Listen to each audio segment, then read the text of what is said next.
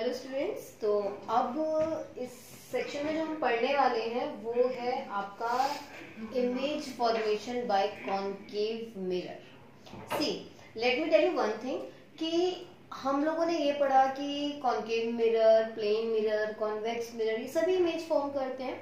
तो उससे पहले इससे जस्ट प्रीवियस वीडियोस में आपने रूल्स देख लिए थे कि क्या रूल्स होते हैं इमेज फॉर्म होगी अगर तो रूल्स का यूज हम नेक्स्ट लेक्चर में करने वाले हैं। लेकिन रूल्स और रे डायग्राम उनके बीच में एक टेबल है। ये टेबल बहुत ज्यादा इंपॉर्टेंट रोल प्ले करेगी। रूल्स आप सीख चुके हैं, रे डायग्राम आप बनाने वाले हैं और रे डायग्राम बनाने से पहले आपको ये टेबल आना जरूरी है। तो देखिए आप वहां पर नोटिस कर सकते हैं कि मैंने साइड में एक कॉनकेव मिरर बनाया। आप लोग पेन पेपर कॉपी ले लीजिए, देखिए जरा, एक कॉनकेव मिरर बनाया है। एक्चुअल में मिरर में हम 8 रे डायग्राम्स पढ़ते हैं, 8, जिसमें से 6 केसेस हैं सिर्फ कॉनकेव मिरर के और 2 केसेस हैं कॉन्वेक्स मिरर के। Write down, note it in your paper that in mirror how many ray diagrams you have to make? 8 आपको 8 रे डायग्राम बनाने हैं, जिसमें से कॉनकेव मिरर के कितने रे डायग्राम या कितने केसेस आप पढ़ने वाले हैं? 6, 1 2 3 4 5 6 और 2 केसेस आप पढ़ने वाले हैं कॉन्वेक्स मिरर के। तो आज मैंने कॉनकेव मिरर स्टार्ट किया है। हम अभी यहाँ पे कॉनकेव मिरर पढ़ेंगे। नेक्स्ट लेक्चर में हम कॉन्वेक्स मिरर के 2 केसेस डिस्कस करके रे डायग्राम्स भी डिस्कस कर लेंगे। तो नाउ सी, क्या आप देख सकते हैं, मैंने कहा ये मिरर है, कॉनकेव मिरर। इधर पॉलिश्ड सरफेस है और ये आपका that part of the mirror at which the रे will get incident and will get reflect back. यहाँ से कोई भी रे इंसिडेंट होगी और रिफ्लेक्ट होगी। तो आप ऑब्जेक्ट यहाँ इन फ्रंट ऑफ द मिरर इस साइड प्लेस कर सकते हैं। तो इमेज आपको कहाँ और कैसी मिलेगी? आप लोगों को मेरा वो स्पून वाला याद होगा, क्या आपको स्पून याद होगा इस तरह से? तो ये आपकी कॉनकेव सरफेस है जहां पे आप अपने आप को देखते हैं। सो आई एम द ऑब्जेक्ट, मैं ऑब्जेक्ट हूं, मैं इन फ्रंट ऑफ द मिरर हूं और मुझे इमेज कहाँ मिल रही है इसमें, और ये इसकी पॉलिश सरफेस की तरह काम करेगी। This is the concave one. तो देखिए अब हम शुरू करेंगे। यहाँ पे आप अभी इस टेबल की तरफ ना देखते हो, उस छोटे से डायग्राम की तरफ कंसेंट्रेट कीजिए। सी, ये सेंटर ऑफ कर्वेचर है, फोकस है, पोल है। तो ऑब्जेक्ट कहाँ कहाँ रखते हैं? मैंने एक सीक्वेंस में ये टेबल बनाई है। मोस्ट ऑफ द बुक्स में सीक्वेंस यहाँ से होता है, मैंने यहाँ से शुरुआत किया और मैं आपको समझाने की कोशिश करती हूँ कैसे। नाउ सी कि ऑब्जेक्ट कहीं इंफिनिटी पे, यहाँ कहीं इंफिनिटी पे, कहीं पे भी रखा हो सकता है। उसके बाद ऑब्जेक्ट इंफिनिटी और सेंटर ऑफ कर्वेचर के बीच में, यानी कि बियॉन्ड सी से पहले कहीं रखा हो सकता है।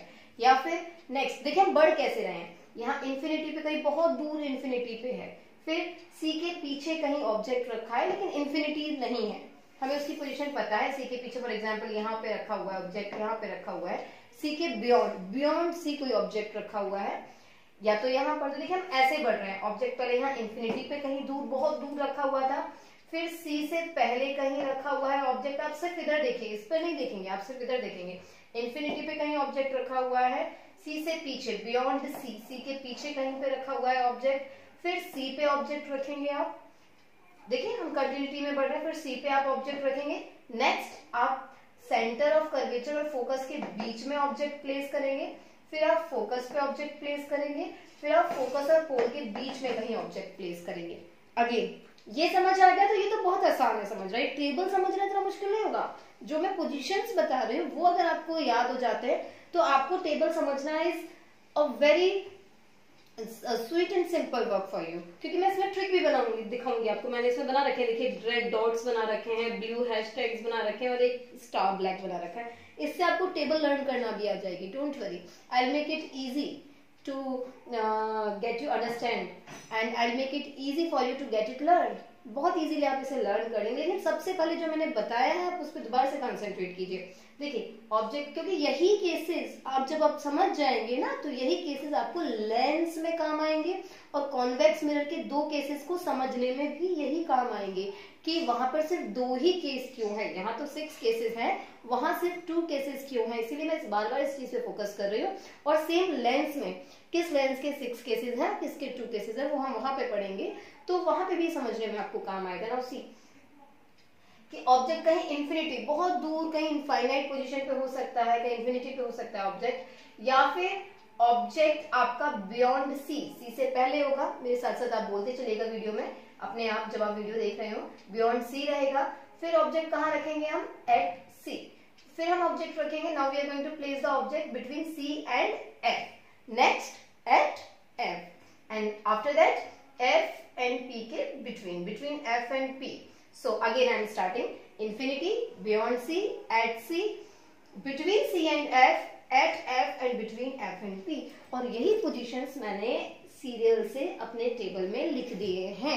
Now you can see कि ऑब्जेक्ट सबसे पहले position of object, position of image, nature of image and size of image, where you will place the object and at what position you will get the image, what will be the nature of image and what will be the size of image। Now see, if the object, देखिए मैं trick से समझाती हूँ, ये तो हमको positions तो मैंने आपको सिखा दी कैसे लिखने, आपने एज इट इज उन पोजीशंस को इस पर लिख लिया, infinity, beyond C, at C, between C and F, at F and between F and P.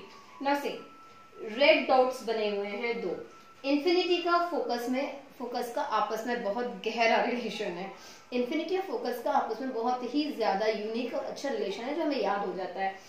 Object infinity पे रहेगा मेरे बच्चे, तो देखिए इमेज कहाँ बनेगी, फोकस पे, और जब ऑब्जेक्ट फोकस पे होगा तो इमेज कहाँ बनेगी, at infinity.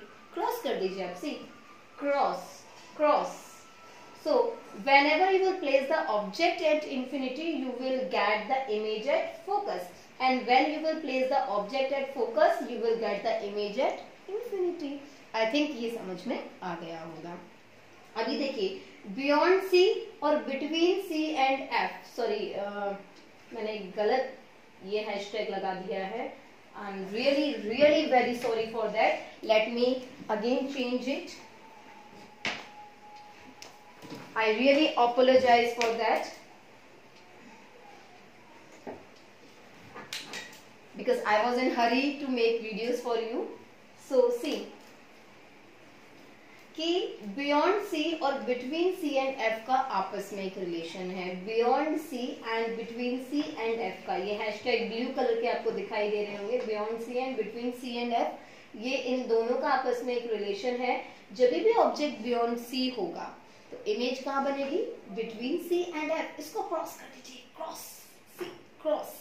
So object beyond C होगा तो image will be between C and F, और जब ऑब्जेक्ट आपका सी और एफ के बीच में होगा, इमेज कहाँ मिलने वाली है, सी पर।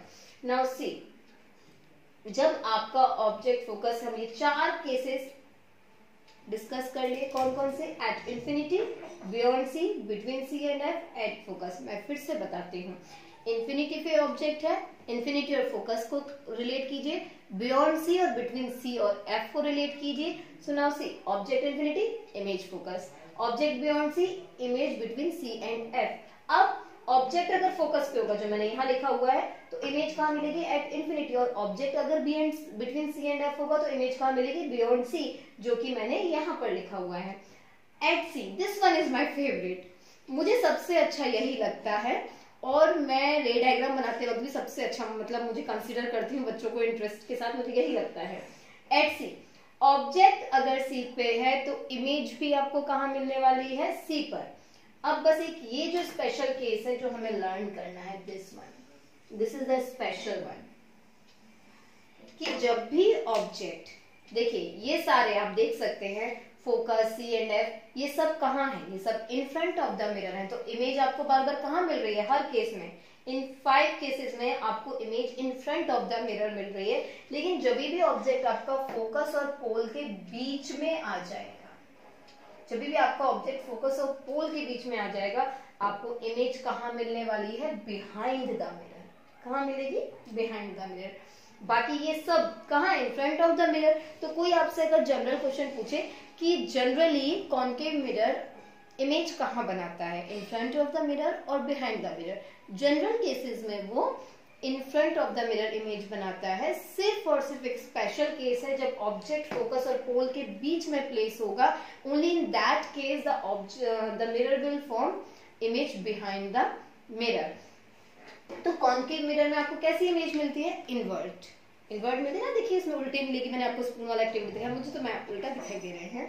सो नाउ सी, अभी कि आपको मैंने स्टार्टिंग में जो एक लेक्चर जैसे मैंने नेचर पढ़ाया था, कन्वर्जिंग नेचर होता है कॉन्केव का, तो वहां पे पॉइंट बताया था ये कैसी इमेज बनाता है, रियल एंड इन्वर्टेड। तो कॉन्केव मिरर से मिलने वाली इमेजेस का नेचर कैसा होता है, रियल एंड इन्वर्टेड, जो आप इस स्पून में भी देख चुके हैं कि कॉन्केव में आप इन्वर्टेड इमेज मिलती है, और जनरली इन्वर्टेड इमेज जो होती है उनके साथ रियल नेचर आता है, रियल एंड इन्वर्टेड और वर्चुअल और इरेक्ट, ये नेचर आपको हमेशा साथ मिलेंगे।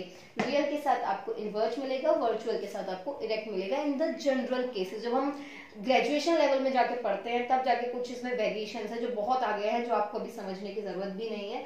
सो कॉन्केव मिरर से मिलने वाली इमेजेस कैसी होती हैं, generally real and inverted. This is the only special case. So now you can see सभी इमेजेस कैसी हैं, रियल एंड इन्वर्टेड। तो जो बिहाइंड द मिरर मिलेगी बस वही कैसे होने वाली है, virtual and erect, virtual and erect. It can not be obtained on screen as well as it will be erect, upright image, जो मैं आपको पहले बता चुकी हूँ, इरेक्ट अपराइट इमेज होगी। साइज ऑफ इमेज को पढ़ने के लिए भी हमारे पास बहुत अच्छी ट्रिक है। देखिए सबसे पहले हाईली डिमिश्ड, बहुत छोटी इमेज मिलेगी, आप लोग अपने नोटबुक में लिख भी लीजिए इसको, पॉइंट साइज, एक पॉइंट साइज फोकस पे मिलती है ना। याद कीजिए कन्वर्जिंग नेचर जो आप पढ़े थे, तो इस तरह से बहुत सारी रेज पैरेलल जा रही थी और पैरेलल जाने के बाद इस पॉइंट से फोकस से होके मिल रही थी, तो फोकस पे मिल रही थी, तो वहां पे इमेज मिल रही थी आपको। तो वो कैसी थी, फोकस पे पॉइंट साइज इमेज, हाईली डिमिश। अब इमेज बड़ी होती चलेगी। अब आप देखिए बहुत छोटी इमेज से अब आप साइज ऐसे ही करेंगे, साइज को ऐसे टेबल से याद कीजिए, हाईली डिमिश बहुत छोटी, फिर उससे थोड़ा बड़ी, तो यानी कि diminished, highly diminished image you will get over here, then diminished, then of same size, इसीलिए मेरा फेवरेट है एट सी रियल इन्वर्टेड, और इमेज भी सेम साइज की। देन एनलार्ज, अब इमेज सेम साइज से बड़ी हो जाएगी, देखिए बहुत छोटी इमेज है, फिर थोड़ा बड़ी हुई तो डिमिनिश रहेगी, छोटी इमेज है, फिर सेम साइज की आई, अब एनलार्ज हुई, बड़ी होना शुरू हो गई, अब हाईली एनलार्ज हुई, और यहाँ पे बस एक आपको याद रखना, लार्ज या एनलार्ज, बड़ी मिलेगी पर यहाँ पे सबसे ज्यादा बड़ी मिलेगी जब भी ऑब्जेक्ट फोकस पे होगा। तो एक बार फिर से बहुत क्विक रिव्यू, बहुत जल्दी से, इन्फिनिटी पे ऑब्जेक्ट होगा, इमेज फोकस पे मिलेगी, बियॉन्ड सी ऑब्जेक्ट होगा, image between C and F मिलेगी, और ऑब्जेक्ट फोकस पे होगा तो इमेज इन्फिनिटी पे मिलेगी, बियॉन्ड सी पे अगर between C and F object होगा तो इमेज बियॉन्ड सी मिलेगी। सी का केस बहुत अच्छा है कि सी पे अगर ऑब्जेक्ट है तो इमेज भी सी पर मिलने वाली है, साइज सेम रहने वाला है 5 के 5, क्योंकि जनरल केसेस में कॉन्केव मिरर का नेचर कैसा होता है, कन्वर्जिंग, और वो कैसे इमेज बनाता है, रियल एंड इन्वर्टेड। तो 5 के 5 केसेस में कैसी इमेज मिलने वाली है, रियल एंड इन्वर्टेड। बस एक स्पेशल केस है जब एफ और पी के बीच में ऑब्जेक्ट होगा और बिहाइंड द मिरर इमेज मिलेगी, बाकी सारी इमेज कहाँ मिल रही है, in front of the mirror मिल रही है, तो आपको वर्चुअल एंड डायरेक्ट इमेज मिलेगी। इसके लिए बहुत छोटे से शुरू होते होते धीरे धीरे इमेज बढ़ती चली जाएगी। तो हाईली डिमिनिश, फिर सेम साइज, देन लार्ज और एनलार्ज, आप कुछ भी कह सकते हैं, देन हाईली एनलार्ज, और उसके बाद यहाँ पे लार्ज और एनलार्ज मिलने वाली है। आई होप आपको ये रेड डायग्राम बनाने के लिए टेबल समझ में आ गई। जिस बच्चे को ये टेबल आती है वही स्टूडेंट बोर्ड में या अपने एग्जाम्स में, सेमेस्टर एग्जाम्स में, इस से हेल्प लेकर कोई भी रे डायग्राम बड़े आसानी से बना सकता है। और जो सीबीएसई बोर्ड्स में तो स्पेशली बहुत कॉन्सेप्ट वाले क्वेश्चंस आते हैं, तो जिनको ये टेबल समझ में आ जाती है ना, और जिनको ये कॉन्सेप्ट के इन front of the mirror, behind the mirror क्यों है, ऐसा क्यों हो रहा है, तो बहुत आसानी से क्वेश्चन सॉल्व होते हैं कॉन्सेप्ट वाले। किसी का कोई क्वेश्चन हो तो you can ask me in the comment, और अगर आप लोगों को ये समझ में आ जाता है तो प्लीज आप इसको लाइक करके कमेंट कर दिया कीजिए, मुझे बहुत अच्छा लगेगा। एटलीस्ट मेरे स्टूडेंट्स तो ये काम कर ही सकते हैं। मेरी एक भी वीडियो आप लोगों ने लाइक नहीं की, जबकि आप लोगों ने ग्रुप पे मैसेजेस करके कहा कि मैम बहुत अच्छा, मतलब सारा समझ में आ गया, तो आप प्लीज इसको ये कर दिया करें। और हाँ, मेरे असाइनमेंट्स रेडी हैं जो आपको मिल जाएंगे। थैंक यू, गुड लक, पढ़ते रहिए। कोई कंफ्यूजन है send me in the group, I will give you the answer of your confusions. Thank you, but study hard and study hard.